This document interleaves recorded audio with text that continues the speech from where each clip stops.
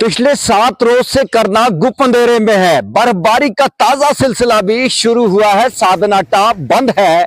इसके अलावा दूर अफ्तारा इलाकों की सड़कें भी गाड़ियों की आमदरफ्त के लिए बंद हो चुकी हैं। जी हां, दूसरे मरहले के तहत करनाक में भारी बर्फबारी हुई है। मैदानी इलाकों में यहां 7 इंच से लेकर 1 फुट, जबकि बालाई इलाके जिनमें साधना टाप, डन्ना और दूर अफ्तारा इलाकों की अगर मैं बात करूं तो वहां पर 7 फुट से लेकर 9 फुट बर्फ जमा हुई है, जिसके नतीजे में आम लोग शदीद परेशानी में मुब्तला हैं। जी हां, लोग घरों में ही मासूर होकर रह गए हैं क्योंकि इलाके में भारी बर्फबारी हुई है। इलाका गुप अंधेरे में है, यानी 7 रोज से इलाका गुप अंधेरे में है और महकमा बिजली ने बिजली की बहाली के लिए कोई बेहतर इकदाम नहीं किए हैं। अगरचे कल 2 शदीद मरीजों को यहां से श्रीनगर पहुंचाने के लिए इकदाम उठाए गए, बाकी जो दरमांदा मुसाफिर हैं उनकी तरफ कोई भी ध्यान नहीं दिया जा रहा है।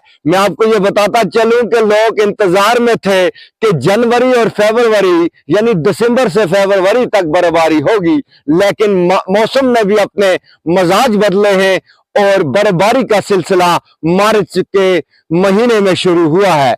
अब देखना यह है कि आगे मौसम किस तरह का रहेगा, लेकिन जिस तरह के हालात करनाक में बने हुए हैं, दूर अफ्तारा इलाकों की सड़कें बंद हो चुकी हैं। करनाक कुपवाड़ा शाहरा पिछले 5 रोज से बंद है। इसी तरह बिजली सप्लाई भी मुतासर है। बिजली सप्लाई को बहाल करने के हवाले से इंतजामिया जो है बेबस नजर आ रही है। यह बताया जा रहा है कि साधना टाप पर उन्हें जाने की इजाजत नहीं, जहां 33 केवी बिजली की तरसीली लाइन को नुकसान पहुंचा है। इन इलाका गुप अंधेरे में है, बिजली सप्लाई मुतासर है, सड़कें बंद हैं, लोग घरों में मासूर हैं।